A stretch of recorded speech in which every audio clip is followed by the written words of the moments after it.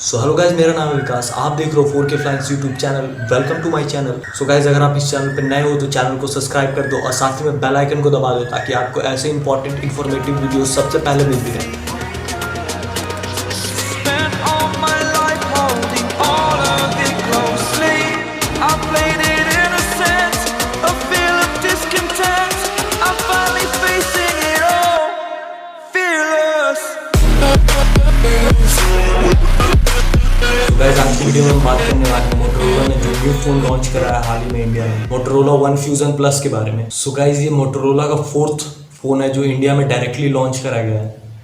And इससे पहले इन्होंने Motorola Razr, Motorola Edge, Motorola G8 power lite जैसी फोन्स लॉन्च करी हुई हैं।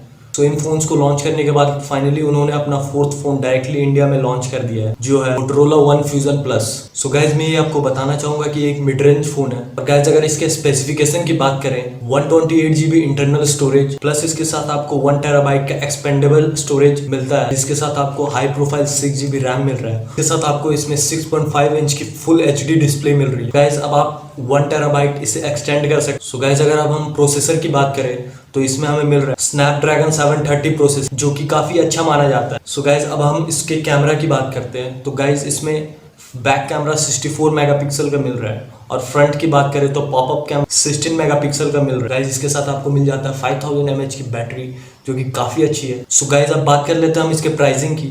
सो इंडियन मार्केट में इसकी प्राइसिंग है 16999, मतलब 1699 रुपये इसकी इंडिया में मार्केट प्राइस है।